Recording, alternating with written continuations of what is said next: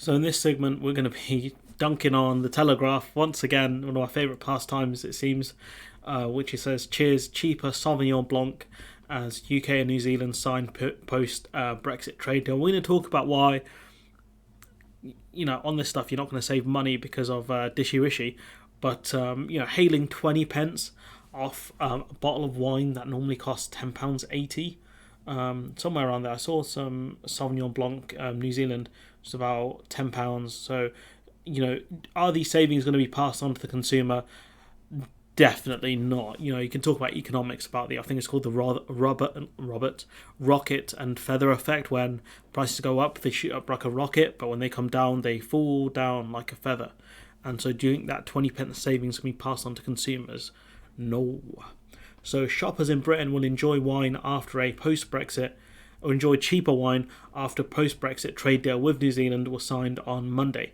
Tariffs on favoured New Zealand products such as Sauvignon Blanc will be slashed by 5%, knocking an average 20% off the cost of each bottle imported into the country, which that 20% would typically 20 pence would be on more expensive bottles, I'd assume. Manuka honey, which is very expensive, and kiwi fruit should also become cheaper to import in the UK. Now, some viewers brought to my attention that actually, EU member states actually grow a lot of kiwis. Did not know this, but China, you've got China growing, a lot of kiwis, the vast majority in the world. New Zealand being second, but Italy and Greece are much closer to New Zealand than you would expect. And Iran, a mass producer of kiwis. That's crazy. I didn't see Iran down there. I saw Portugal. I was told Spain produced a lot of kiwis. Maybe I was told wrong. Or maybe they said Italy, I don't know. But what you can see is collectively Italy and Greece actually produce a lot more kiwis than New Zealand, and I would assume that the kiwis we do eat typically in the UK would be purchased from Italy and Greece depending on time of the year, because it's much easier to import from Italy and Greece because of we were members of the EU, but because of geography. And of course you got France, Portugal as well. Very surprising. So, they're hailing, cheaper kiwis, but I would assume, I could be wrong, that the kiwis we typically eat in the UK, probably not from New Zealand. Manuka honey, I think, is from New Zealand, but that stuff's expensive. These products should become cheaper to import into the UK, while British-made exports such as clothing, footwear, and buses will have tariffs as high as 10% removed. This is a lot of spin because the 10% is on clothing and footwear. Buses and ships and bulldozers will have a 5% cut, according to this BBC article here. So that's a lot of spin from the Telegraph. Very disappointing, but expected. But let's not forget that the UK isn't a massive exporter of let's see, where's it gone? Ships, buses, footwear, and clothing. Construction materials are one of our highest exports, in the top 30, but I don't know how much of that goes to New Zealand. So again, very much just misinformation here, in my opinion at least. So powerful Anne-Marie, the Trade Secretary, said the deal will slash red tape, remove all tariffs, and make it easier for our services companies to set up and prosper in New Zealand. Now, free trade agreements typically don't cover services. The WTO doesn't cover services. It just covers goods. So unless there's specific parts of this this treaty that allow British services to have better access to New Zealand, unless that's the case, then I don't know what she's talking about. So yeah, again, a lot of nonsense from these people. She says our trade deal with New Zealand will soar, benefiting British businesses and consumers throughout the UK and helping to level up the whole country. Well, it's not going to help farmers level up because they're going to face a hit from this New Zealand deal. How will it help the UK level up? I have no idea. It's just a load of nonsense. How would a 0.01% at best trade deal help us soar? I don't know.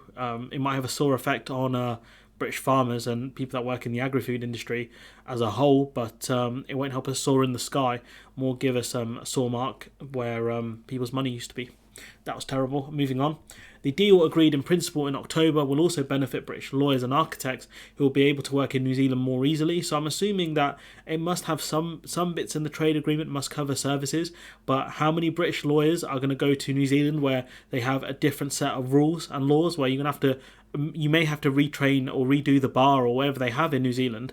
I'd be very, very surprised if they didn't ask you to do that in New Zealand when they would have different laws and different kind of rulings. And architects, yeah, I'm sure there are going to be loads of architects going to New Zealand. Sure, yeah, definitely going to happen. Negotiations spent 16 months working on a pact, and again, trade deals can take several years, but the only reason you get quick trade deals is if you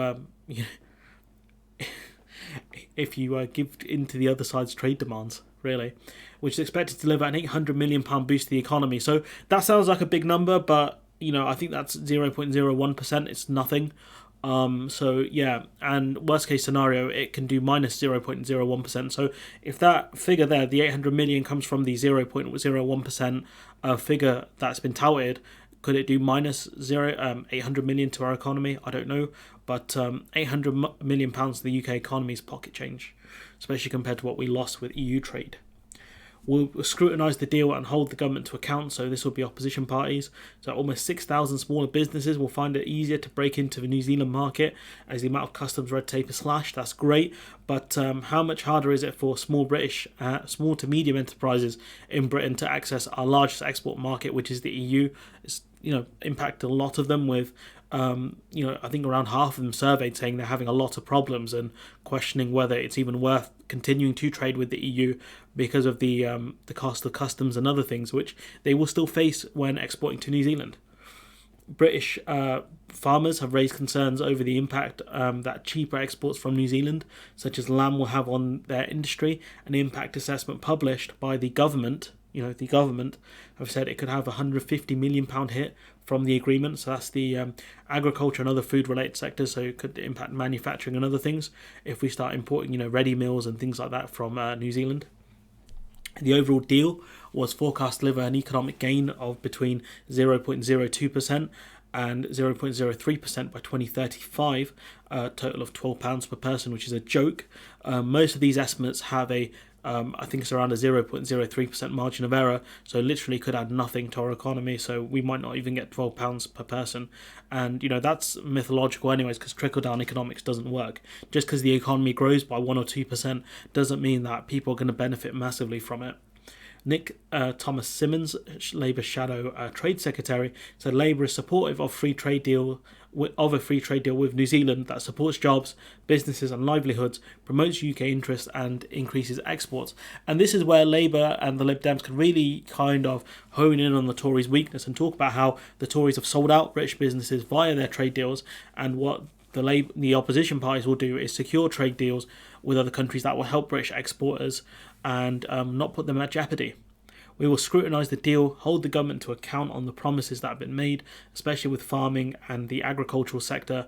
The Conservatives undercut our farmers in the Australia deal. This deal must do the opposite and support the agricultural sector. Well, Nick, I got news for you, Chief. This deal's already been signed, so it's already going to impact our farmers. So to make the point that we must do the opposite and support the agricultural sector, with the New Zealand deal, that's not going to work because this deal's already been signed. Unfortunate, Nick. But the UK not caring. The Telegraph's best spin is 20 pence off a bottle of Sauvignon Blanc. But here's the kicker here, because sorry, Anne-Marie, you triggered my trap card. Now end this! Sorry to disappoint you, Yugi. Huh? You triggered my trap card! And this is the trap card. So this is an article we covered previously about the post-Brexit changes to the tariffs, or the duties paid on alcohol, which is at 93%. This affects Australian wine specifically, but I'm sure will affect New Zealand because New Zealand is a warmish country. So 93% of Australian wines would have a duty increase because of the high alcohol by volume. So on these bottles, they save 9% because of the free trade agreement with Australia, but on a 15% bottle of Shiraz from the Barossa Valley, you'd pay 68 pence more in duty, having saved that 9 pence. So that 9 pence wouldn't be passed on to the consumer, but that 68 pence would be. So let's say, right, let's say for example, there's less alcohol by volume from wines coming from New Zealand, right? Say it's a 40 pence a duty. The 40 pence is the duty you have to pay from imports from New Zealand because of the alcohol by volume. You're only saving 20 pence off a bottle on Sauvignon Blanc. If you have to pay 20 pence or 40 pence because of the alcohol duty increases, you've not saved anything. If anything, you've lost money. Especially since the savings wouldn't be passed on to consumers, but the increases would be. So, you're not going to get 20 pence cheaper on a bottle of Sauvignon Blanc if it falls under the criteria of the alcohol by volume changes, which could possibly happen. I don't know how much alcohol is in a bottle of Sauvignon Blanc, to be fair, but I would not be surprised if there's a 20 pence duty increase on it. And so you've cut your savings out, so you don't even save anything, and all you've done is sell out businesses for no reason. But anyways, I'm going to leave it there. Let me know what you think in the comments below. Like, comment, share, subscribe, and hopefully I'll see you in the next one.